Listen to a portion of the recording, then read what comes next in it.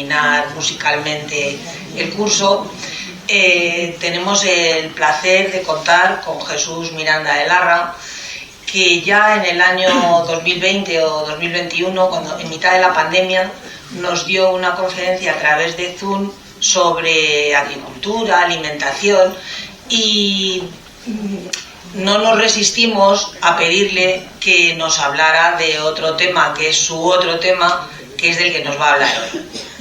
En el programa que habéis recibido dice que es biólogo, pero no es biólogo. Es ingeniero agrónomo y prefiere ser ingeniero agrónomo que biólogo. Yo no lo entiendo, pero vaya él. Bueno, es doctor e investigador del Instituto Nacional de Investigación Agraria. Ha sido profesor titular de la Escuela de Ingenieros Agrícolas de Barcelona y consejero de Agricultura, Pesca y Alimentación de las embajadas de España en Roma, Londres, Dublín y Washington, representante permanente de España ante la FAO y coordinador de Agricultura, Pesca y Alimentación del Ministerio de Asuntos Exteriores ante la Unión Europea. Presidente del INIA, el Instituto Nacional de Investigación y Tecnología Agraria Alimentaria, y representante permanente de la FAO en Ecuador. Esto con respecto al tema de la agricultura, la alimentación y la pesca. Pero del tema que nos va a hablar hoy, pues ha sido presidente y vicepresidente de varias secciones del Ateneo de Madrid, ahora vais a entender por qué, presidente de la agrupación Pro Libertad de Prensa y Expresión Mariano José de Larra, del Ateneo de Madrid, y biógrafo de Mariano José de Larra. Su libro se titula Larra, biografía de un hombre desesperado, que lo escribió se publicó en el año 2009, y editor del libro Cosas de España, que se publicó en el año 2016.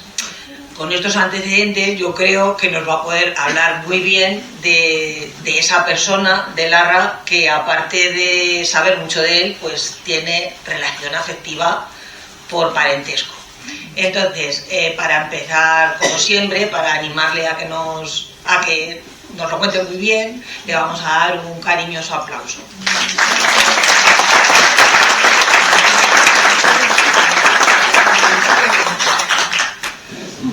Pues muchas gracias, Rosa, por tu extensa presentación, de esas que dice, bueno, este señor ya parece mayor. No es que lo parezca, es que lo es, claro, tiene dilatada experiencia por esos mundos de aquí y de allá. Es un gusto, una satisfacción, un honor estar aquí otra vez y además estar aquí presente y con ustedes presentes, con lo cual empiezo dándoles las gracias por haber venido, por hacer esta comunión entre el orador y el público pues posible, porque la otra vez pues yo con la pantallita así y hablando, la verdad es que no sabes si se te han dormido 8 o 10,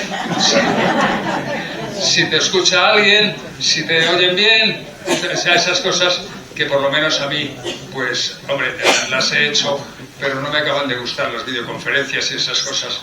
Ya soy, como decía, un poco mayor. Pero quiero darles las gracias porque estén aquí, todos. También tengo que dar las gracias, claro, a Umer, por haberme invitado a través de la presidenta de Rosa, que me puso un WhatsApp, un correo, y me ofreció esa posibilidad, y dije que encantadísimo. El único problema es que yo sí sé de algo de dos cosas, como hemos visto, de agricultura, de alimentación, de desarrollo rural, de todas esas cosas, y de mi querido joven antepasado, Mariano José de Larra. Como ya había hablado de una cosa, pues tendría que ser de la otra. Le dijo que bueno, por ahí van los tiros, entonces yo pues le dije que encantadísimo y que de eso hablaría. Pero además me dijo que le gustaba eso del título, eso que había dicho yo, mi querido joven antepasado Mariano José de Larra, que por qué no lo poníamos de título. Y dije, pues la verdad que en todos mis artículos y charlas y cosas he hablado siempre de mi querido joven antepasado, porque lo siento así, no creo que es significativo, pero nunca lo he utilizado de título. Digo, pues vamos a ponerlo de título, ponemos mi querido joven antepasado Mariano José de Larra. Y la verdad es que creo que va a ser un éxito, pero porque me ha hecho verlo de otra manera. Mis charlas eran, bueno, pues no digo repetitivas, pero hay que contar un poco la vida de Larra y la obra de Larra, y difícil salirte de ahí, ¿no? Aquí lo puedo hacer de otra manera, una manera un poquito más personal, más íntima, que creo que va a tener encanto, ¿no? Pues espero.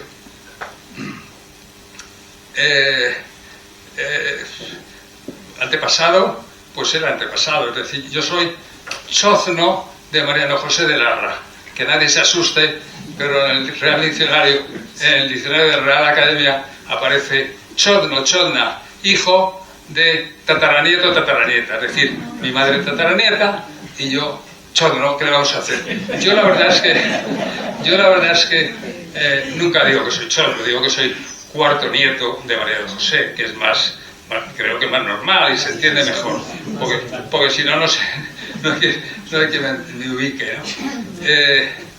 Y eso no tiene vuelta de hoja. Querido, pues querido ya es más subjetivo. Yo siento a Larra como algo querido, porque me siento muy orgulloso de su obra, me siento muy orgulloso, casi más que de su obra, que ya es importantísima, sobre todo de su rebeldía contra él solo, siendo un chaval, porque luego entramos en el tema de joven, que eso también tiene, ahí me puedo subrayar más, ¿no? Pero esa rebeldía para luchar contra el absolutismo y todas sus implicaciones en la vida del pueblo español, con un 80% de analfabetos, las mujeres más, debe ser 85 y los hombres 75, que vamos, un desastre de ese nivel, sin educación, sin cultura, sin justicia, sin libertad, con pena de muerte. Es decir, él todo eso lo ve inasumible y lo ve como algo con lo que hay que luchar. Y ya con 18 años, cuando empieza a publicar su periódico con su presupuesto, que no era ninguno crédito por ahí que le dura toda la vida, dice: amo demasiado a mi patria para ver con indiferencia el estado de atraso en que se halla. Es decir, ya con 18 años él se siente involucrado en una regeneración, podríamos decir, adelantándonos un poco el tiempo, regeneración de su patria, de lo que era España, ¿no? Y lo siento, querido, también porque lucha como siempre contra la censura, que era terrible, y a él como sarcástico, como inteligente, como punta de lanza que iba abriendo caminos, pues le machacó mucho. Él le dio vueltas y la sorteó en ocasiones, pero al final veremos cómo la censura se impone y es una de las causas principales de su muerte, ¿no? Y es querido, pues, por su juventud, por su valentía, por todo un proyecto de lucha, de compromiso con una patria que amaba mucho, como dice, pero que no podía aguantar, ¿no? Y también me es querido por el fracaso total que tiene, tanto en el aspecto personal, con su mujer y con su amante, Dolores Armijo, que no le sale nada bien. Bueno, está 3 años con Dolores Armijo, pero también acaba mal, ¿no? Y sobre todo con el desastre de que todo eso que él lanza, que escribe, que critica, que tal, que le entienden malamente los lectores, le ven casi como un cómico, casi más que como un regenerador, y él no consigue cambiar nada, y al final acaba diciendo: mi vida está condenada a querer decir lo que otros no quieren oír. Se da cuenta con 27 años de que no ha hecho nada más que intentarlo, y es otra de las causas fundamentales que le lleva también al suicidio, ¿no? Por todo eso yo digo que es mi querido joven antepasado. Y lo de joven, pues evidente, muere con 27 años 10 meses y 20 días, no tiene ni 28 años. Es decir, que efectivamente parece mentira que pueda hacer todo lo que, toda la obra que tiene hecha, con esa repercusión en el tiempo, además, porque el mensaje de Larra llega ahora, ¿eh? Es un clásico de nuestra literatura. Clásico es aquel que dice cosas que todavía se mantienen en pie y que todos le siguen. Bueno, es el maestro de periodistas, se dice, porque abre una brecha y abre un camino para hacer periódico, ¿no? Para hacer prensa. Él mismo lo escribe en un folleto que se llama Dios nos asista. Cito: bien ha habido hombres que han discurrido antes de los 30 años, pero esos son fenómenos portentosos, raros ejemplos de no vista precocidad. Fin de la cita. Es decir, que él dice, en una de sus cosas, ¿no?, que, hombre, que la gente madura un poquito más tarde de los 30, pero que hay gente que antes de los 30 raramente pues puede madurar, ¿no? A él, como decía antes, el mensaje no lo captan en el momento y es más, bueno, el entierro fue multitudinario, ¿no? Se dice que, bueno, Lope de Vega y luego por Larra, ¿no? Una cosa espectacular de gente, era conocidísimo por su sarcasmo, por su clarividencia, por cómo escribía la prosa. La prosa de Larra es portentosa, moderniza la prosa en ese momento, ¿no? Y tiene impacto la muerte más que la obra. Es decir, ya a Larra prácticamente lo resucitan la generación del 98. Está ahí como si nada, ¿verdad? Aunque el hijo escribe algunas cosas y tal, pero es en la generación del 98 con Azorín que empiezan a tomarlo como estandarte de esa regeneración que se necesita en España en el 98, ¿no? Y por ejemplo, Azorín dice: maestro de la presente juventud. Y Pío Baroja dice: símbolo de toda una época. Y Menéndez Pelayo tuvo más ideas que ningún español de su tiempo. Maeztu dice: símbolo del vuelo libre de la mentalidad española. Clarín, otro gran periodista: entre las revoluciones del siglo XIX, en la literatura, solo aparece un español que comprende y siente la nueva vida, María José de Larra. Para Carmen de Burgos, una extraordinaria mujer, como sabemos por las conferencias que ha dado aquí Concha Núñez, la profesora Núñez, que hoy nos acompaña, pues para él fue maestro también, ¿no? Para ella fue maestro también. Y en el siglo XIX se salva por Larra, dice Umbral. Umbral era muy larrista, y a lo mejor exagera ahí un poco, pero bueno, el mejor prosista de la época, Carlos Serrano, José Luis Varelas, y gente que le ha estudiado a fondo y que conoce la literatura española, ¿no? Larra, dice Nieva, Paco Nieva, que murió no hace tanto, que, bueno, lo conocimos, éramos amigos, a mí me llamaba: tú eres mi sobrino en Larra, me decía. Digo: bueno, maestro, lo que tú digas.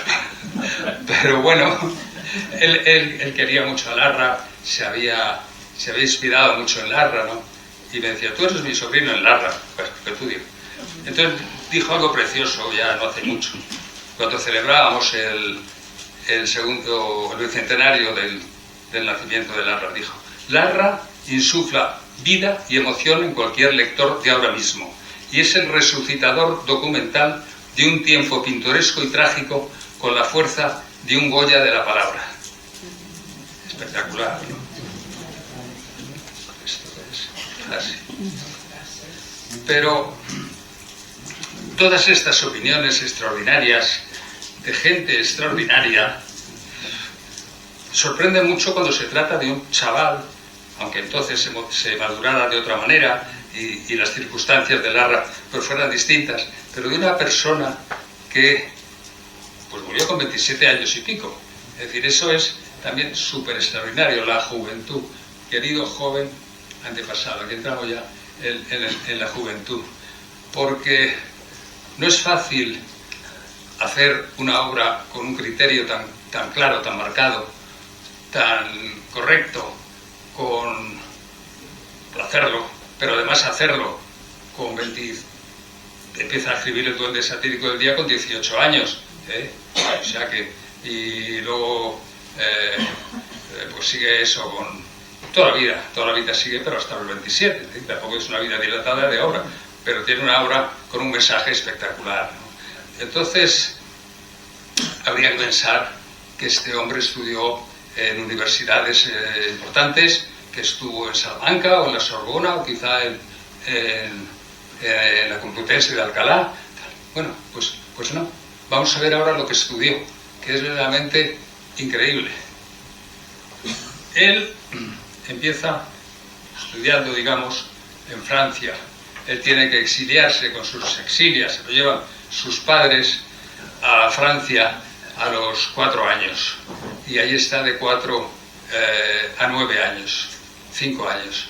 Y primero salen a Burdeos, están unos 7 meses, y luego ya va a París, y ahí están más de 4 años, ¿no?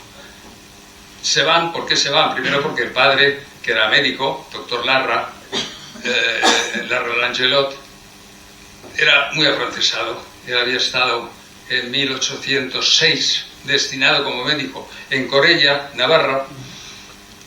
Allí, por cierto, con su segunda mujer tuvo un hijo, o sea, Mariano José de Larra tuvo un hermano, cosa que se desconocía. Yo, a mi abuelo o a mi madre nunca les había oído hablar eso. Lo descubrimos yendo a Corella, un viaje, una coseta, y allí estaba la lápida. Y en la catedral de Tudela, pues yo encontré la partida de bautismo, es decir, que tuvo Mariano Vicente Tadeo en 1806. El padre entonces va a París, desde allí va a París a hacer un doctorado, máster, como se llamara, estudios avanzados en París, y claro, se enamora de Francia. Era la capital del mundo en ese momento, ¿no? París y Francia, donde ya estaba la cultura, donde estaba la razón, donde estaban tantas cosas, ¿no? Y vuelve de allí, ya no hay noticias del hermano de Larra, es decir, seguramente moriría en el viaje y tal, porque ya no he encontrado nada, ni sabemos que haya Larra tengo un hermano mayor, 3 años, ¿no? Entonces vuelve a España y naturalmente es de los afrancesados, de los que cree que con los Bonaparte España va a progresar más que con los Borbones, absolutistas. Dejo esto claro. Borbón es absolutista, porque a la vista estaba la diferencia entre un país y otro, Francia y España, París y Madrid. Y yo creo que fue una de las cosas que se le pudo quedar al niño Mariano José en Francia. El idioma, por supuesto, 5 años allí, y el orden, poco el método de los franceses, poco más, porque de 4 a 9 años no creo que aprendiera muchas cosas que luego le sirvieran para hacer lo que hizo, ¿no? Quiero decir esto. Pero bueno, estaba porque se van. El padre llega y entonces pide trabajo en el ejército imperial de Napoleón. Se lo dan porque tiene su currículum ya de estudios en París, y le dan ese puesto en el colegio. El padre de Larra, el doctor Crispín Larra, que era el administrador de la Casa de la Moneda, donde en los departamentos vivían, aparte del administrador y su mujer, la abuela de Larra, Eulalia, vivían los Larra, el doctor Larra con su niño. Patriota, le dice al hijo se tiene que ir, que no puede torear, porque además don Crispín ha visto morir ya un hijo luchando contra los franceses, o sea que aparte de ser patriota, vivía en propias carnes los problemas de ser patriota, con un hijo que le había muerto, ¿no? Y entonces el padre de Larra, pues salen de allí, y lo primero que pasa es que le dejan al niño interno en un colegio, en la calle La Flora, por ahí seguramente, no estoy muy seguro, pero parece ser que podía haber un colegio en la calle La Flora. Y ahí estuvo pues desde los casi 3 años que tenía cuando le echa a su abuelo, hasta los 4, o sea, 1 año, que salen al exilio a Francia, ¿no? Entonces, en ese colegio de 3 a 4 años tampoco aprendería mucho, pero ya a la vuelta, en el 18, va al Real al Real Colegio de Escuelas Pías de San Antón, que estaba en Hortaleza, actual sede del Colegio de Arquitectos, que ha mantenido la fachada y todo lo que es la estructura principal, y por dentro está todo renovado, muy bonito y tal y cual. Ahí está desde los 9 hasta los 13 años.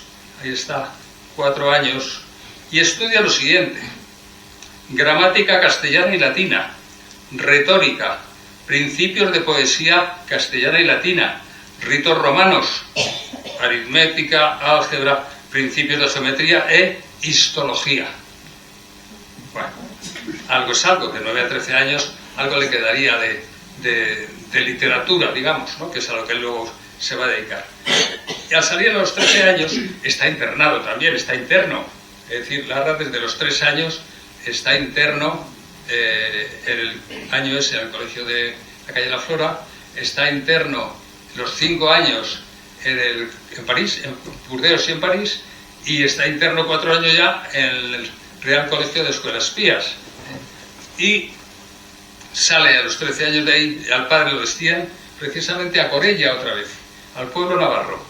Y allí va el padre con la madre y tal, y se llevan al hijo, después de tenerlo interno no sé cuánto tiempo, ¿no? Se llevan al hijo, y ahí no va a la escuela. Ahí está, parece ser que se dedica a leer la biblioteca del padre, una biblioteca francesa, muy buena, y ahí parece que ahí puede, claro, con 14 años, que ahí puede asimilar pues todo lo que es la cultura, la literatura francesa, y ahí empaparse de...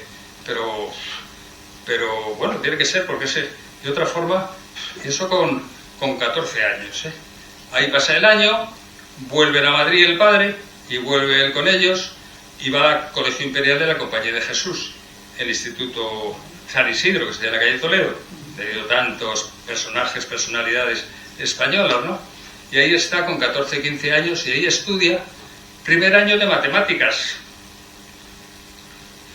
Y también estudia ese año en la Real Sociedad Económica Matritense, economía política.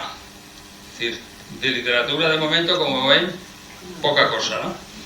Quitando ese año que debió ser como una esponja, ahí aprenderse todo lo que era la literatura francesa, que era la importante en ese momento, ¿no? Y resulta que el padre lo destinan a Aranda de Duero, de médico titular, que era médico y iba por ahí para allá. Y entonces el chaval lo ponen a estudiar en la Universidad de Valladolid, que estaba cerca. Bueno, cerca, en ese tiempo, que iban encima de una mula o de un caballo con una diligencia, estaba muchísimo más lejos que Madrid y Sídney actualmente, que serán 10 o 12 horas, porque en ese tiempo la uña de caballo pues eran 3 días, 100 kilómetros que hay, claro. O sea, estaba lejos pero cerca, para lo que era la familia. Ahí está también interno, en Valladolid, porque no podía ir cada día y volver. Y ahí estudia lo siguiente: griego, botánica, aritmética, álgebra, geometría y filosofía. O sea, aparte del griego y la filosofía, lo demás pues no tiene nada que ver con la literatura, vamos. Ahí tiene 16 años ya. Y vuelve el verano ese, porque le queda la filosofía. La filosofía precisamente le queda pendiente para septiembre. Y va el verano a ver a sus padres, ahí con ellos. Supongo que a pasar el verano. Pero tiene un percance que se cita mucho, un percance que le afecta, porque él era un chaval, aparte de inteligente y clarividente y locuaz y tal. No tan locuaz, porque era bastante... no le gustaba a la gente, por aquello de haber estado siempre aislado. En Francia le quitan hasta... le quitan hasta el idioma. Cuando vuelve de Francia los abuelos han muerto.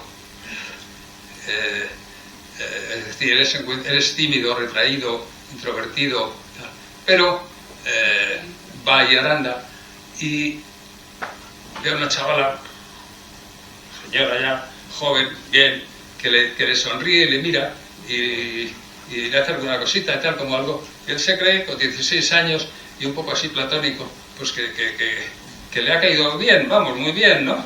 Y se medio enamora de la señora esta, hasta que no hay ninguna relación de ningún tipo. Se entera de que es la amante del padre, con lo cual se lleva una desilusión, otra más tremenda, ¿no? Y todo lo que hace es aprobar la filosofía que le quedaba para septiembre y se va a Madrid. Se va a Madrid y allí se va a estudiar otra vez al Colegio Imperial de la Compañía de Jesús. Eso es 1825-1826. Y estudia física experimental y lengua griega. Lo del griego, el latín y un poco de gramática castellana, eso parece que sabía algo, pero sabía más de otras cosas, de las ciencias que de letras, ¿no? O sea, una cosa espectacular. Y ahí acaba de estudiar. Decide que él lo que quiere es rebelarse contra esa situación que ha sufrido por propia carne del exilio, de los miedos, de los riesgos, del aislamiento, de eso, de estar solo, sin nadie, porque con la madre y el padre, que se llevaban bien, pero a distancia. Luego hay cartas con ellos pues muy normales, de queridos papás, queridos tal, no sé cuánto. Bueno, muy normales, ¿no? Perdona.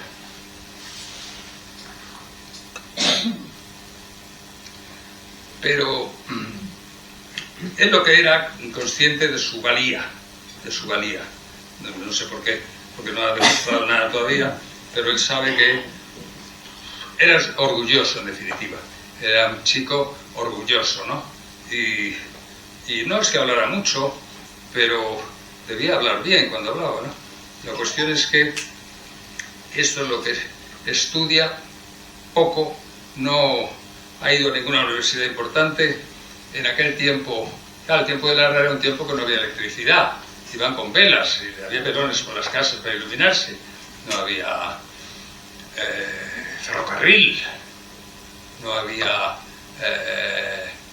pues ni un mísero bolígrafo. O sea, Larra escribe el Duende Satírico con el cálamo, con la pluma de ganso, si él tenía suerte de cisne, que era la más elegante, ¿no?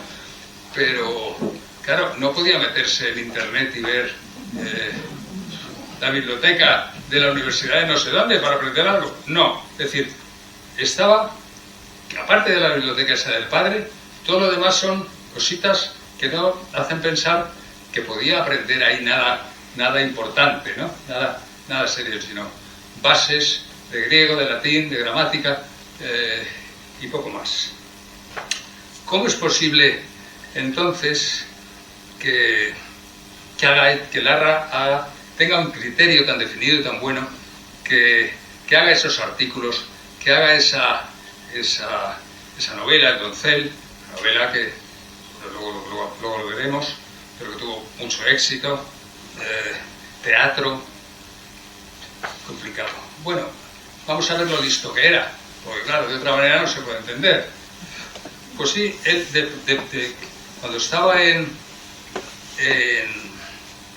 casa de sus abuelos, su abuela Eulalia es la que le enseñaba, porque no había posibilidad de salir a la calle prácticamente. Estaba en 1808, brutal, y él nace el 24 de marzo de 1809. Es decir, el aguabá, las cuchilladas, las pestes por ahí del 11, o sea, un horror. Deciden tenerlo en casa y la abuela se dedica a enseñarle y a cuidarle. Tiene un tío, hermano del padre, porque eran bastantes hermanos, el más pequeño que tenía, el tío Ignacio, que le llevaba 15 años, es decir, era más un hermano mayor que un tío, y como estaban allí metidos, pues jugaba con él, jugaba mucho, parece ser, al ajedrez, o sea que unas cosas espectaculares también, ¿no?, para esas edades, porque él, como digo, se va de la casa, le echan el abuelo a los 3 años, ¿no? Pero la primera biografía del tío Eugenio, precisamente, que escribe en el año 35, dice, cito, al año y medio empezó a aprender a leer y a los 3 años ya leía perfectamente. Y a los 3 años debía ser una abuela, la abuela había nacido en Portugal en esas épocas era un país como más culto que nosotros, y la abuela, bueno, tendría dotes también de pedagoga, lo que fuera allí, de maestra por lo menos, que el chaval, como debía ser muy listo, por esto además, pues ya leía a los 3 años. Y se dedicaba a leer y a hablar con las visitas que tenían sus abuelos. O sea, él discutía, hablaba y tal, preguntaba, tenía unas ansias de conocer, de saber extraordinarias, que eso también hace mucho, ¿no? Sí. Y digo yo aquí, era un niño muy inteligente, pero un niño sin niñez, efectivamente, no tuvo niñez, Mariano José, ¿no? Era también orgulloso, enamoradizo, inconstante, versátil, escéptico, sarcástico, misántropo, me gustaba la gente, hipocondriaco un poco, generoso, buen amigo, mordaz, todas esas cosas, ¿no? Y su carácter se fue haciendo difícil.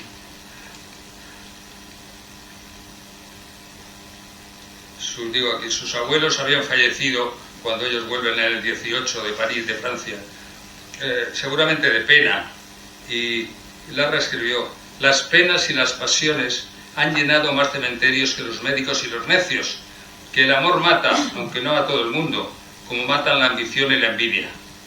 Fin de la cita. Es decir, que la gente pues puede morir de pena, ¿no? Sí. Y en aquellas épocas que tenían pocas alternativas, pues más a lo mejor, ¿no? Entonces él, ya a los 17 años que deja de estudiar, pues se dedica a escribir. Y llega a Madrid, se pone a trabajar en los Voluntarios Realistas, que era una institución de Fernando VII precisamente, que lo que quería era vigilar si había movimientos subversivos contra el absolutismo, pues ahí se pone a trabajar. Y eso se le ha criticado mucho. Tenía 17 años y no va de director general, va de escribiente. El tío quería ganarse un poco la vida para poder subsistir en Madrid. Hombre, ¿cómo poder a la vez hacer la oda a la libertad? O sea, él tiene una tendencia siempre liberal, digamos, liberal de aquellos de entonces. Liberal y en busca de la libertad y de la justicia y todo eso. Pero gana dinero donde puede. Como nos ganábamos nosotros en los ministerios en la época dictatoriales. Y eso no podíamos hacerlo de otra manera, ¿no? Entonces la rebeldía y el cálamo le incitan a empezar a escribir. Y hace su propio, porque con 17 años, claro, no le fichan, no le conoce nadie, ¿no? Y empieza él a hacer su propio periódico, que es El Duende Satírico del Día, que tiene los 2 primeros, bueno, la introducción es muy buena, el primer artículo del Café es estupendo, los demás bajan, se mete ya contra los toros, ataca mucho a los toros, dice que en tiempos tuvo su razón de ser, demostrar la nobleza, la valentía, pero que ya en esa época eso estaba superado, era maltratar a un pobre animal que no tenía culpa de nada, ¿no? Bueno, una cosa muy extensa y bien escrita, con su prosa, pero ella empezaba a decir que el humo, él era fumador, pero empieza a decir que el humo molesta, en fin, cosas de ese tipo, como muy avanzadas, ¿no?, para aquella época.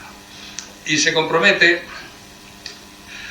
con el duende escribiendo, y la censura le deja 5 números nada más, puede hacer 5 números, 28 de febrero en el año 28, desde febrero hasta diciembre hace 5 números,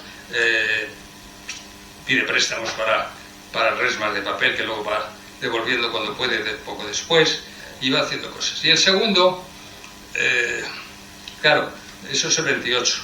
El segundo periódico que él publica es El Pobrecito Hablador. El Pobrecito Hablador, que también tiene 13 o 14 números, pero ya con más enjundia, Huevos de Mañana, El Castellano Viejo, El Casarse Pronto y Mal, es decir, ya son muy conocidos, ¿no? Pero ahí tenía, pues eso, empieza con 32, en el año 32, y acaba en noviembre de 32 prácticamente, que es cuando le ficha la revista española ya, cuando se va a Mesoneros Romanos de la revista, entra él, o sea, ya era muy conocido, y le fichan en los primeros periódicos de Madrid, ¿no?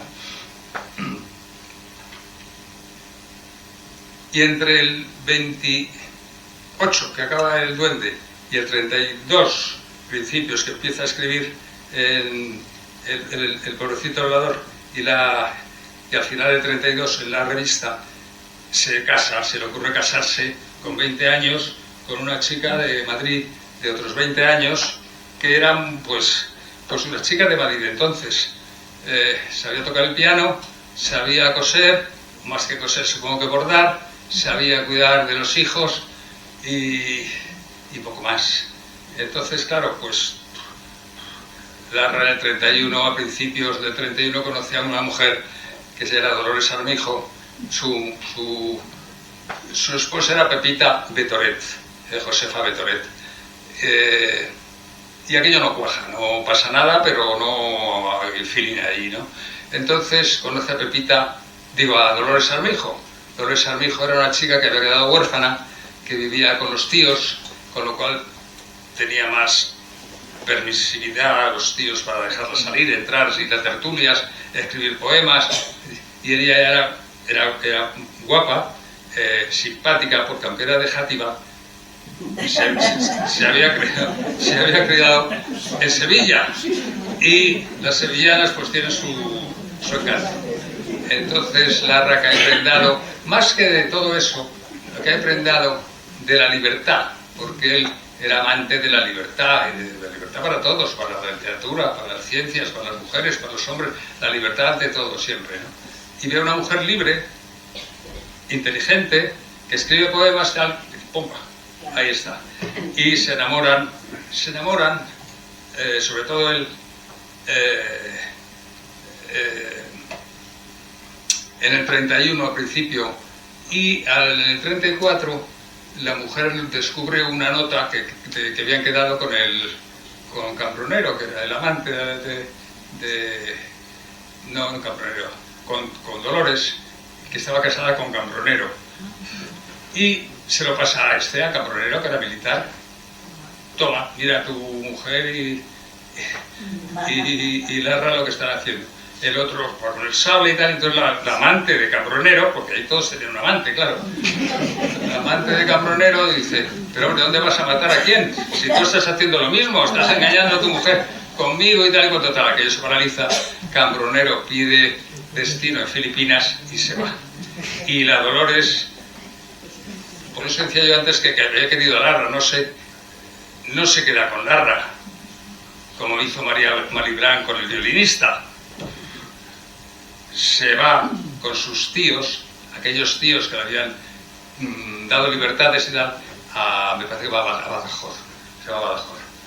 Y Larra se queda allí, pues, fuera de juego, ¿no? Entonces, mientras tanto, él sigue escribiendo, sigue trabajando y sigue haciendo cosas, ¿no? Y hace teatro, hace el Conde Fernán González, la exención de Castilla, que es uno de las obras, de los dramas románticos primeros, interesante, que le prohíbe la censura, es decir, no lo puede estrenar. Y es porque estaba muy ilusionado con ese tema, los amigos lo habían, Arturo de la Vega, Zorrilla Espronceda, le habían alentado mucho en ese aspecto, y nada, se lleva una desilusión más, ¿no? Entonces con Pepita Betoret, con su mujer, tiene 2 hijos, Luis Mariano y Adela, y una tercera que se llama Baldomera, que él no reconoce nunca, él no reconoce como hija nunca. La familia sí, todos y las herencias y cosas, esa es la madre de Larra, pero él no la reconoce, no sé por qué, no se sabe por qué. Y entonces toma ya el nombre de Fígaro, por ejemplo, en esa época. Dice: díjome el amigo que debía de llamarme Fígaro, nombre a la par sonoro y significativo de mis hazañas, porque aunque ni soy barbero ni de Sevilla, soy, como si lo fuera, charlatán, enredador y curioso además, si los hay.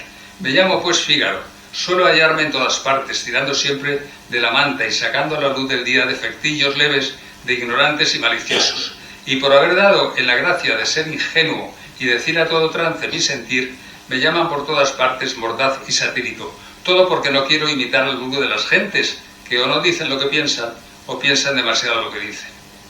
ahí dice que se llama Fígaro. Ya siempre firma, no siempre, a veces una L y tal, pero Fígaro ya tiene un precio. Es de los primeros seudónimos, digamos, que se comercializan de alguna manera, ¿eh? Es cuando le contratan en algún periódico y tal, tantos artículos al ver con la firma de Fígaro. O sea, Fígaro ya era súper conocido en toda Madrid y en parte de España, porque tenía también suscripciones por Barcelona, por otros sitios.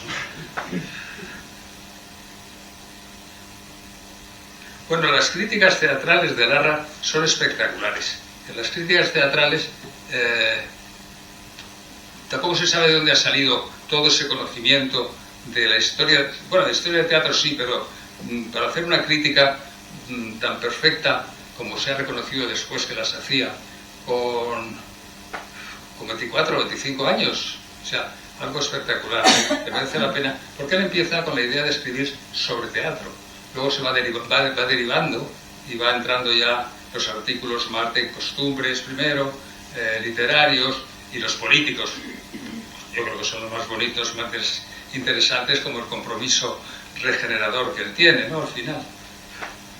Y él escribe una ópera también con un músico aragonés, maestro genovés, en 1832, en esa época en que escribe alguna cosa, Macías, el doncel de Don Enrique el Doliente, esta ópera española, eso es entre el 32 y 35, que tiene una época ahí un poco, digamos, aislada, ¿no? Antes de empezar como redactor de los periódicos. Esa ópera se llama El Rapto. El Rapto que intentaba él, con el maestro genovés, pues alentar un poquito la ópera, la antigua zarzuela, porque todo era ópera italiana. O sea, todo aquí lo que había era ópera italiana. Y dice, bueno, habría que resucitar un poco lo nuestro.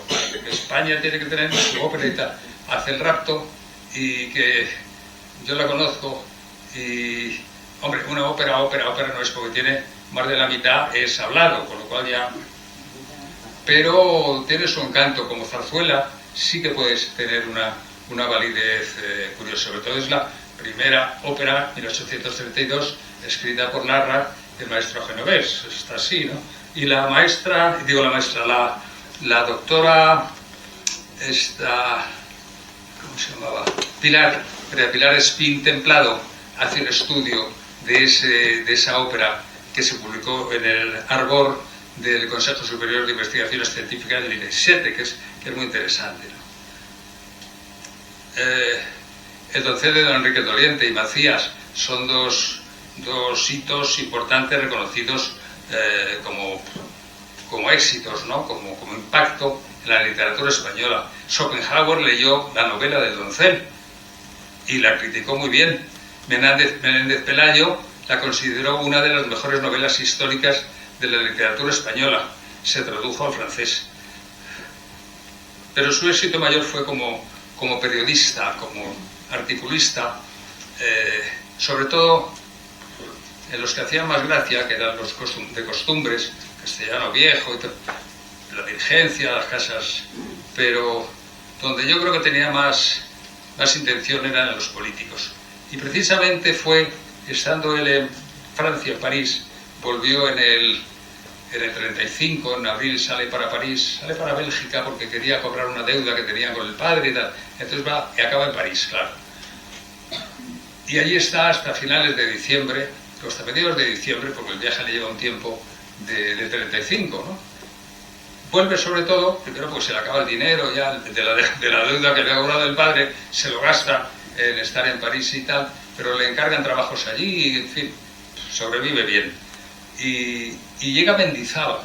Mendizábal llega al Consejo de Ministros, que Mendizábal era un liberal exaltado, como Larra, como Espronceda, todos los chavales, toda la gente joven que estaba presionando para que se hicieran cosas. El Estatuto Real de Martínez de la Rosa no hacía nada, escribió. El Estatuto Real es como, está tutto en italiano. O sea, ahí está todo, no ha sido la base que iba a impulsar todo el cambio en España. Llega Mendizábal, que lo que propugnaba era un cambio de verdad. Ahora vamos a hacer un cambio, vamos a quitar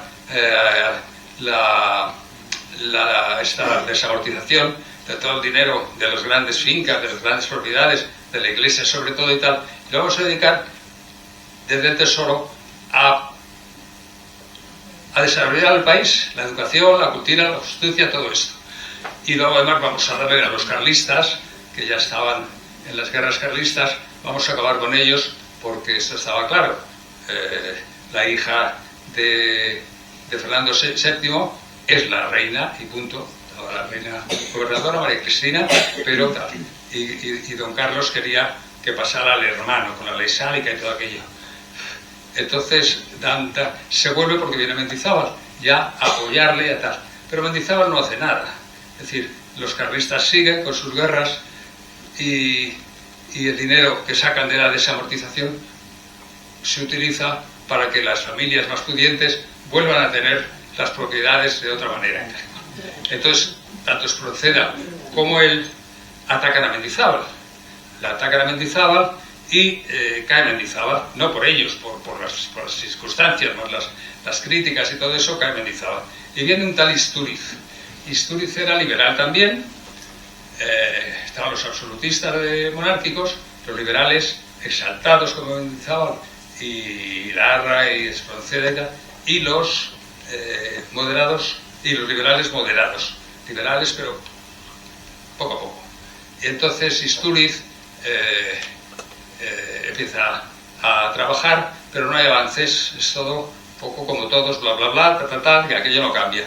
Y aprovechando una reseña que hace de una obra de teatro, un procurador, o La intriga honrada, Larra, ¡paf!, le mete un puñazo ya a Istúriz. Habla de que, hablando de la obra de teatro, de que los cambios no llegan, de que esto corre prisa, de que hay que aceptar las cosas. Pero ahí todo el mundo leía a Larra ya también, la letra pequeña, ¿no? Y el director de su periódico, que era pro Istúriz, no le permite, le censura ese artículo. Es decir, que su propio periódico le censura un artículo. Él quiere irse, tal, hay un cruce de cartas, no se va. Entonces se queda ya con otro golpe importante, porque él lo que está es luchando para cambiar todo con su crítica y con sus escritos y ya no le dejan escribir políticamente. Entonces Duque de Rivas, a Antonio Alcalá Galiano, que están con Istúriz, el gobierno de Istúriz, que son amigos suyos, le llaman y dicen: oye, ¿por qué no le presentas a las elecciones? Porque va a haber una asamblea constituyente, unas cortes constituyentes que van a ser muy interesantes.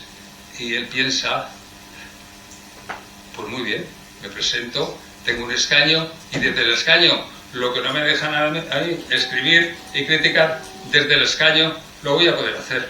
Se presenta, gana las elecciones por Ávila, que Dolores estaba allí precisamente con sus tíos, pero no tiene nada que ver, porque a él le ofrecen eso y bueno, pues le ofrecen eso. No es que le dijera: ahora quiero Ávila porque está Dolores. No. Entonces gana las elecciones, el 31 de julio le llega la comunicación oficial, y el 12-13 de agosto la sargentada de la Granja tira abajo la constitución esta, la posibilidad de que se constituya una nueva constitución, de que sea una nueva constitución en las Cortes, y se queda sin nada.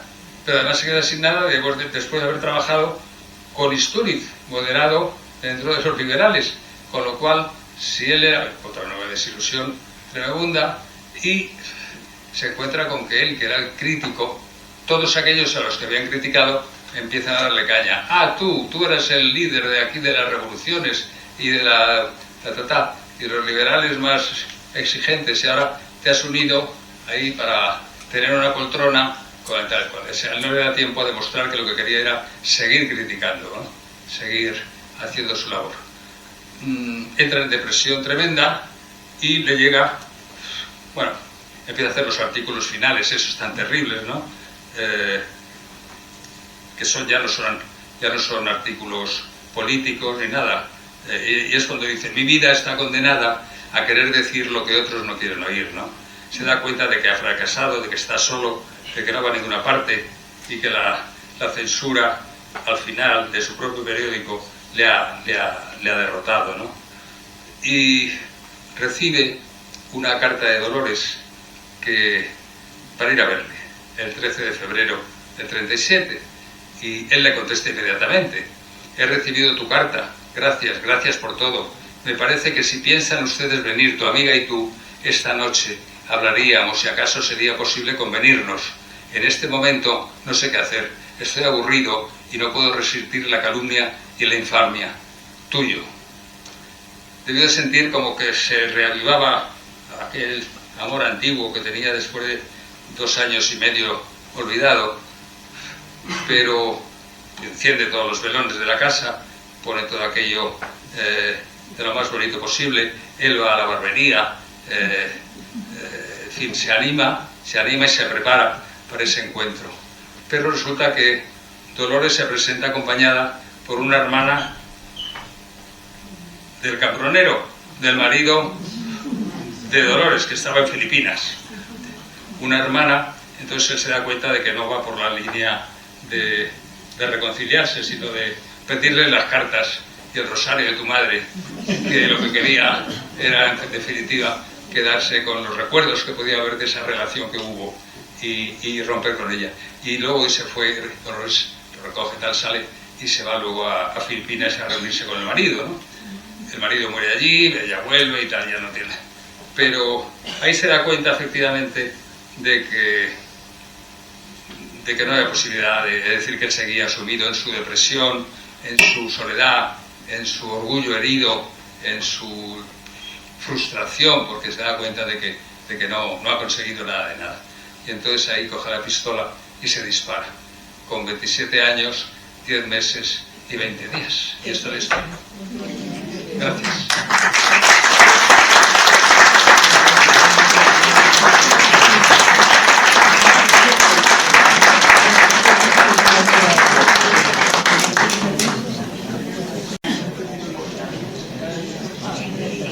Después de este repaso no sé si tendréis dudas, pero comentarios sí que tendréis. A ver.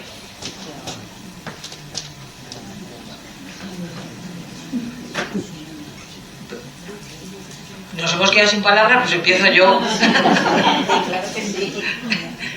A ver, Concha. Mira, Rosa, Concha. Quizás se me oiga desde aquí. Espera un poquito. Espera, que hay aquí una señora. Ahora te pasan el micrófono. Bueno, buenas tardes. Muy interesante. Pero me ha gustado muchísimo porque en aquella época había amigos, queridas y queridos como hay ahora. Entonces me quedo muy tranquila. Muchas gracias. Pues sí, puede ser. Yo sé que yo no me lo conozco eso. Puede ser. Mira, Rosa, ahí atrás hay un señor.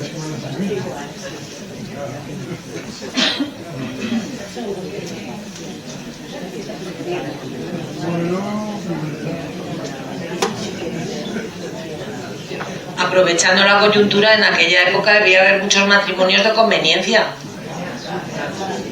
O sea que era bastante normal. Ahora puede ser que te canses de tu compañero o de tu compañera y te busques otro, pero matrimonios de conveniencia no hay tantos ahora.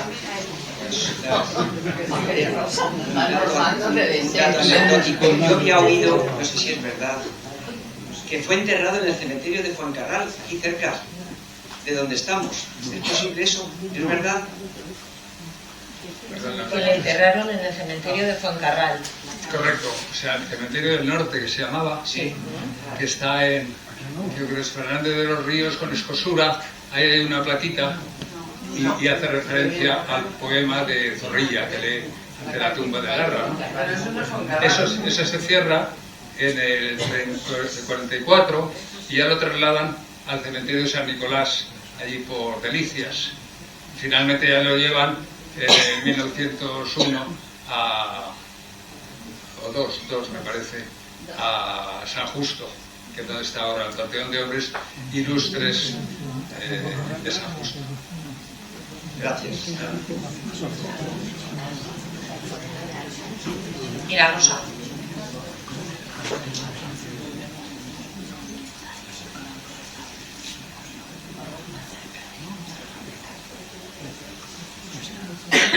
Hola, me ha encantado y me ha emocionado porque es un personaje francamente de fábula. Pensar que con 27 años y en aquella época hacer lo que hizo y lo que es tan actual. Yo he sido funcionaria y esto de venga usted mañana, pues funcionaba hasta hace muy poco, vamos a ver.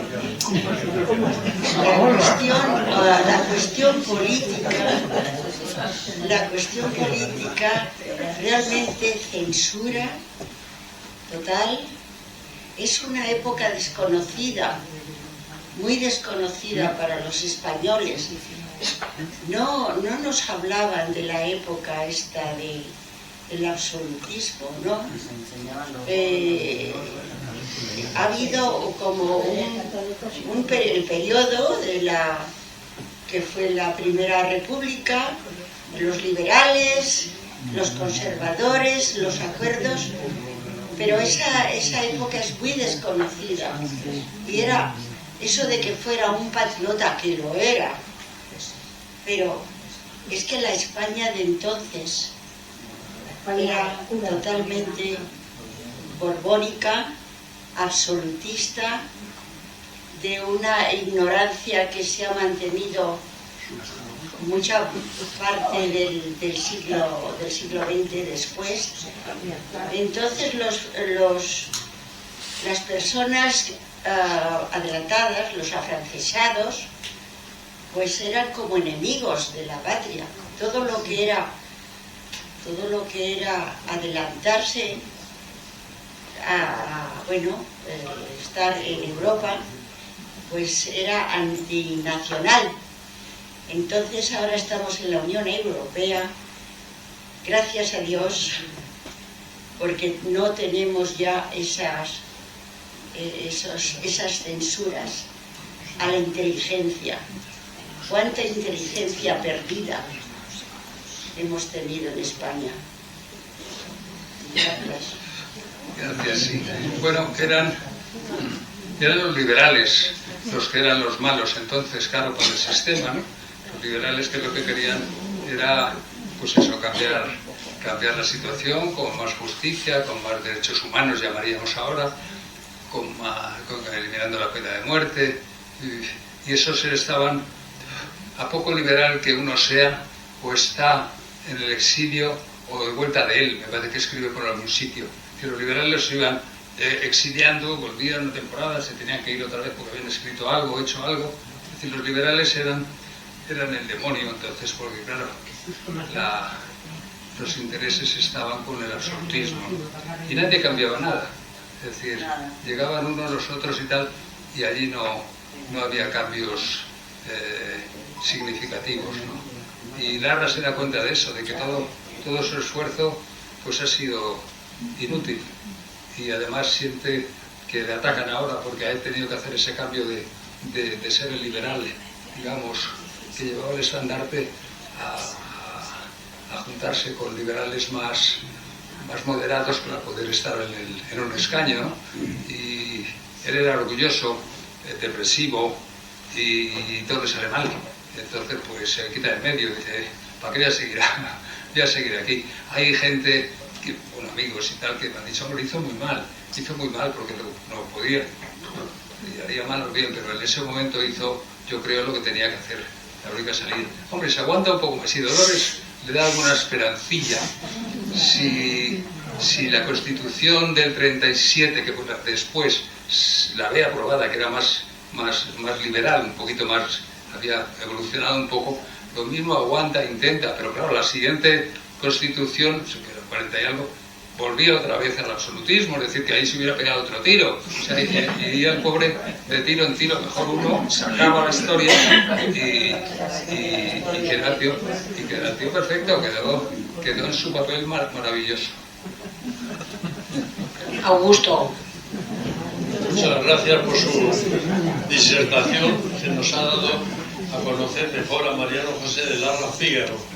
La verdad es que, en fin, yo ignoraba muchas cosas de él, pero lo que no sabe mucha gente, cómo se suicidó. Se suicidó en la calle Bailén, con 28 años, 27 años y los meses que usted ha dicho, y fue en el trozo que hay al final de la calle Mayor, frente a la que es hoy la Catedral de la Almudena y casi frente por frente de la Plaza de la Armería.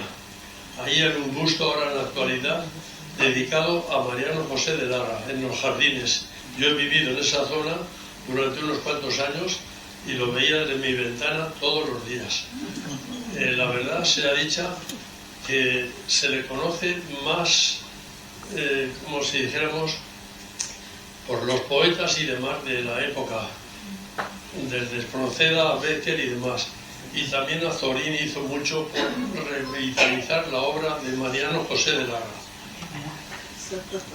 En fin, nada más. Muchas gracias. Muchas gracias. De todas formas, perdón, porque hay un hecho importante. Es que no se suicida ahí, se suicida en su casa, donde van a visitarle Dolores con su cuñada, que es la calle de Santa Clara, número 3, segundo piso, que diríamos ahora. Sí. Santa Clara, número 3, al lado de la Plaza de Santiago. Sí, está muy cerquita, lo conozco todo eso. Pues Santa Clara 3, segundo piso. Ahí es donde tiene usted que decir que se pega el tiro. Rosa.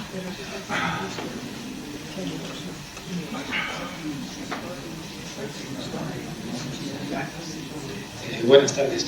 Yo una duda simplemente que me has dejado ahí con la tercera hija, no reconocida, ¿con Dolores o con otra amante o se sabe? No, la hija era de la mujer. De la mujer. La hija era de Pepita Retorete. Y incluso se gesta todavía con Larra viviendo con ella. Y luego se separa cuando el verano ya del 34 se entera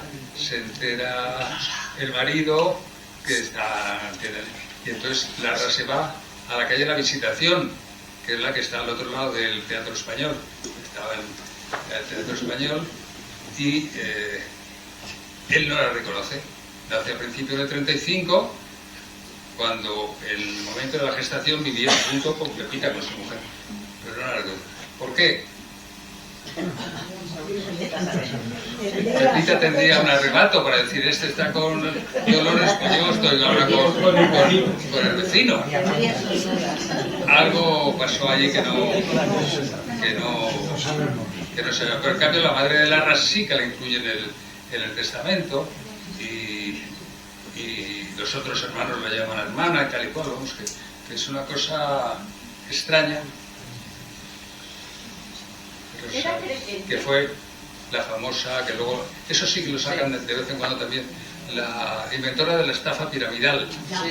Sale de vez en cuando Baldomera, la pobre, que claro, que el marido, como era el médico de Amadeo de Saboya, de ahí que entre la familia Larra un poco en las relaciones con Amadeo de Saboya. Otra hija, Adela, dice que tuvo relaciones con Amadeo de Saboya. Relaciones de amistad, desde luego, de tipo más íntimo, no se sabe, yo no veo pruebas por ningún lado. Es posible, no, a mí me da igual, pero es posible, no me voy a sentir ahora. Pero esta señora, Adela, tenía 14 o 15 años más que Amadeo. Amadeo de Saboya era un tipo italiano, con buena presencia y tal. A lo mejor tenía otras opciones más jóvenes a tiro por allí que Adela. Pero lo que sí es cierto es que la familia Larra, a través del médico de Amadeo y debido al aislamiento que le hace la aristocracia a Amadeo, que lo trae Pline, a Pline le pegan un tiro, o sea que no da tiempo a mantenerle, a introducirle, a cuidarle un poco, y por eso Amadeo se larga a los 2 años y dice, ya está bien, y me voy de aquí, ¿no? Pero Baldomera se queda sola, porque el médico de Amadeo, cuando se va, se tiene que ir también, porque no daban trabajo, era una cosa ya de... Y entonces se va a Cuba y empieza ya a vivir.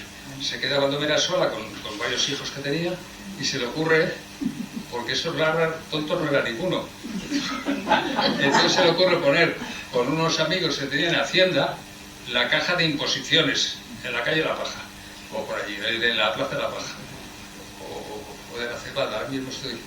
Bueno, y empiezan, porque ya ha tenido que pedir dinero, y sabe cómo funciona ya para ir tirando mes a mes, y te dan, y entonces dice, bueno, pues que me traigan dinero, yo doy un interés, y que me traigan más dinero, y yo doy un interés, y pum, pum, pum, lo que hacen los bancos, eso es lo que los bancos, no han inventado nada piramidal los bancos, ¿no?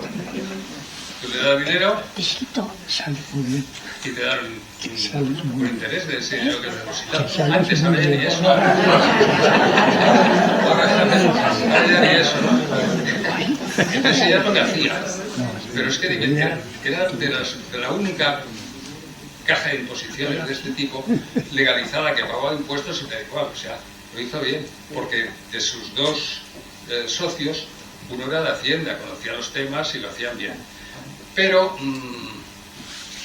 y daba mucho interés, por lo visto, o sea, pagaban bien, y claro, venía cada vez más dinero, pero que salía por el otro lado, es decir, no lo metía Baldomera debajo del colchón, entraba por aquí y salía para pagar a los que le habían, o sea, que era una rueda, hasta que alguien dice, doña Baldomera se ha fugado para su casa, y estaba allí, pero ya había soltado el bulo eso que hacemos ahora de soltar bulos y tal, todas esas cosas, pues ya había cuajado, ¿no? Y empiezan a no darle dinero, ya no llegar. Total, que tiene que coger lo que tenía en ese traspaso, lo que tenía allí en su casa, que sería, hombre, algo tenía, claro, ya vivía de eso, y se largan a París. La condenan y vuelve. Como era muy gorda y tal y cual, la meten en la enfermería de la prisión, y ahí se pasa unos meses, hasta que llega un abogado, que estos pueden ser hasta peligrosos, que dice y la libera. ¿Cómo? Las mujeres no tienen potestad, ni firma, ni nada en este país y tal, ¿cómo vamos a condenar a una señora, mujer, por una cosa que no tiene potestad para hacer? A la calle, y sale a la calle. Entonces, ¿qué hace? Que se va a Cuba con su marido y con sus hijos. Esa es la historia de Baldomera. Es decir, eso de la cosa piramidal, puede que sí, sea piramidal, sí, efectivamente, pero lo de Madoff ese es otra cosa. En fin. Hola Jesús, Hombre, aunque... Alejandro Sanz. Bueno, debo decir quizá mejor querido y admirado Chondo, porque ha sido un placer escucharte hablar de Larra, y hoy también me ha sorprendido, incluso alguna cosa nueva que me has dicho en estos largos años en que nos conocíamos y hemos mantenido esta amistad. Hay una cosa que me gustaría resaltar, porque siempre me ha parecido especialmente dramática y hermosa, y es el final de Larra, que lo has comentado. Pero hay una escena que tú conoces mejor que nadie, que es muy dramática, por ese adiós para siempre, portazo y tiro. Eso siempre me ha parecido fantástico. Y una cosa que me gustaría resaltar también, resulta inaudito que en este país, ya vivimos algún percance cuando se estaba organizando el bicentenario de Mariano José de Larra, no se haya hecho ninguna película sobre un personaje tan fascinante como Mariano José de Larra. Es que saldría un peliculón sobre la vida de Mariano José de Larra. Lo único que tenemos cercano a ese peliculón es tu espléndida biografía. Bueno, eso es un apunte que quiero hacer, pero sí me gustaría que incidieras un poco en ese final, que me parece, te digo, especialmente dramático y bonito, ¿no? Pues sí, ahí hay varias cosas que debieron ser muy espectaculares, ¿no? Larra parece que cuando la otra dice, no, yo vengo a esto, y luego tal, intenta suplica, se arrodilla, se hace todo un número para convencerla, porque él se da cuenta de que se está aguardiendo. La única esperanza, ¿no?, que tiene que ver para poder seguir vivo. Antonio Machado dijo que era un acto perfectamente organizado, preparado, la muerte, el suicidio, no era una así de pronto que le da un arrebato, no, que lo tenía preparado con las pistolas ahí para antes o después. Este fue lo que, como llamamos, la gota de agua que colma el vaso, la presencia de Dolores allí.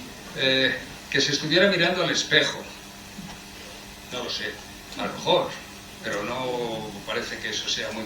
porque si quedara, no sé, para el futuro algo, una película, el otro así, que me va a quedar muy bien aquí, pegándome un tiro, mira, pero no me cuadra a mí que Larra estuviera en ese detalle de mirarse al espejo, ¿no? A lo mejor sí, que manchara la sangre un libro de Macías que estaba abierto y los libros que estaba leyendo, y que el libro lo tuviera fulanito, o que le enseñara este libro, era que, pues puede que sí, puede que no, pero hay muchas cosas. Y debió ser un poco patético, ¿no?, la despedida de Dolores y Larra en ese momento, más por parte de Larra, que era el perdedor y el necesitado de un poco de eso, de un salvavidas, ¿no? La otra, que yo creo que nunca le quiso de verdad, porque si no hubiera hecho lo de la Malibran, irse con el violinista belga y dejar al señor Malibran por allí, ¿no?, y tener una relación fuera de la ley, digamos. Pero luego las campanas también era como como las 8 de la tarde, un lunes de carnaval, 13 de febrero. Debió ser truculento aquello, ¿no? Debió ser bastante truculento, pero bueno, eso es lo que debió pasar más o menos. La esencia es eso, un ruego de Larra para que no se vaya, la otra se va tranquilamente y se dispara entre las campanas de la iglesia de Santiago, ¿no? O sea, todo para una película. Hay algún pequeño documental que hacen por ahí, pero no tiene la enjundia que podría tener, efectivamente, ¿no? No, yo recordaba, no sé si por haberlo leído en tu biografía o ya lo he soñado, que dice que él le pregunta a ella, pero adiós para siempre, ella contesta sí, adiós para siempre. Sí, adiós para siempre. Sí. Ese es el... Sí, adiós para siempre. Claro, eso es el adiós para siempre. Es lo que te gusta más. Eso es lo que te gusta más. Tiene más carga dramática para empezar algo. Aquí luego el tiro, las campanas. Yo creo que da para una serie, ¿eh? Sí, más que para una peli. Yo la empezaría así por el final. Sí, porque ya que sabemos el final... Claro, spoiler inicial. Esto hay que situarlo en el romanticismo. Perdona. Que digo que hay que situarlo en el romanticismo. Está claro. Por lo tanto, la muerte forma parte del escenario. Está claro, tienes razón, Jorge. Obviamente hay que felicitarte al menos por dos cosas. Primero, por lo bien que lo has contado. Y segundo, por tus genes. Porque es evidente que una persona así, que solo vive 27 años, aunque prepara su muerte como un espectáculo adicional, tú has dicho que estaba aislado. Totalmente aislado de la sociedad. ¿Cómo nos llega 2 siglos después con la fuerza que tiene todavía? Porque es un genio. Es evidente que era un genio. No ya porque aprendiera solo a leer a los 3 años, sino porque era capaz de que su obra tenga potencial el siglo después. Que fue un fenómeno. Fue muy clarividente en ese aspecto, ¿no? De atacar bases de los derechos humanos que llamamos ahora, la justicia, la libertad, todo lo que no había. Y eso sigue siendo pues una causa de problema en muchos países del mundo, ¿no? La libertad, la justicia. Entonces, Larra tuvo, por ejemplo, mucho éxito en su época, después con su mensaje, quiero decir, en América Latina, cuando los países buscaron su libertad, su independencia, en Cuba, en Argentina, tiraron de Larra también, ¿sabes? Porque era el adalid de todo eso que ellos querían también, ¿no? Tener libertad, justicia y tal, la independencia, esas cosas, ¿no? Pero sí, es así. Debía ser un tipo listo, sí. Y dio en el clavo, vamos, dio en el clavo. Yo no sé si fue casualidad o no, el que dijo, esto no es el problema, pues voy a atacar el problema y voy a criticarlo y voy a machacar en ese asunto. No te he entendido a ti antes, te decías. 7 y 4. Me has contado ya que lo descubrió la hija. La hija. Que lo descubrió la hija del suicidio. Bueno, para Alejandro. Que entró, oyeron ruido, tal y cual, que entró la niña que estaba con él y le vio, fue la primera. La niña para allá, ir rellenando. Sonido negro bonito. Muy bien. Oye, de todas formas debía de... O sea, yo creo que decía cosas muy bonitas, pero además dichas muy bonitas. La prosa de la Es decir, decía cosas muy bonitas sobre la libertad, tal, pero es que las decía de una forma muy bonita, con lo cual cuando lo lees, pues es que cala, porque es una cosa que dices, me gustaría decirlo eso a mí. Es así. Es así. La libertad no se da, se toma. Eso de esperar a que te den. No, la libertad se toma, hay que lucharla. Asesinatos por asesinatos, ya que los ha de haber, estoy con los del pueblo. El que era no aristócrata, claro, pero me gustaba el lujo, distinguirse, ser un dandy, como decía Umbral, ¿no? Precisamente para ser una muestra de lo que él quería para el pueblo, que fuera elegante, que fuera culto, etc. Pues si hay que pegar tiros, o que peguen tiros los del pueblo. Cosas de... Yo hice eso lo has comentado antes, Televito, que está hecho, a mí me gusta mucho porque creo que para los que no pueden leerse a Larra ahora, que tenemos tantas cosas, pues esto está muy bien porque voy contando año a año cómo estaba el país, cómo estaba Larra y lo que decía Larra en aforismos, en frases cortas, en tal. Y entonces la libertad no se da, se toma. Entonces, yo no sé si hay todavía, porque el 16 ahora, fíjate, ya ha pasado tiempo y no sé si todavía se puede adquirir, pero es de la editorial Casimiro. A mí no me pagan nada de esto, porque de esas cosas de medio que hicieron muy raras, ¿no? Se lo mandé al editor, me dijo, no, pero no hacemos contrato ni nada. Digo, lo que tú quieres. Ahí tienes toda la bibliografía. No cabe toda, ponla muy resumida. Y puse lo esencial, ¿no? Y digo, pero ¿me vas a pagar algo de esto? Te voy a mandar como 60 o 70 libritos. Y digo, bueno, tengo para los amigos, para la familia. Y así quedó la cosa. Yo ni le conocí ni nada. Entonces ya no sé, pues estas cosas que hacen las editoriales, de que ha hecho, en vez de 800 que me dijo, ha hecho 8000. Y él se ha borrado, ¿no? Pero ya no sé si ya está descatalogado de todo, ¿no? Pero si tenéis oportunidad y os gusta Larra, está bien, porque seré fácil, luego tienes que pensar lo que has leído, que tiene tela lo de Larra, ¿sabes? La cosa que dice. Sí, no apuntaba sin ello, la verdad. Concha. Yo no sé si interrumpir o no interrumpir, pero a mí me gustaría que quedase la idea de que Larra es fruto de unas circunstancias muy especiales. Quiere decir, está el individuo extraordinario, pero es que Larra vive en el contexto del romanticismo, lo que explica cómo vive y cómo muere, pero su formación es ilustrada. Tiene una formación riquísima, racionalista, la ha adquirido espontáneamente de niño en Francia y no se puede explicar Larra sin pensar que es hijo del 18. O sea, es el liberalismo hijo de la gran revolución, claro, de la revolución. Para los que no lo habéis oído, os lo resumo.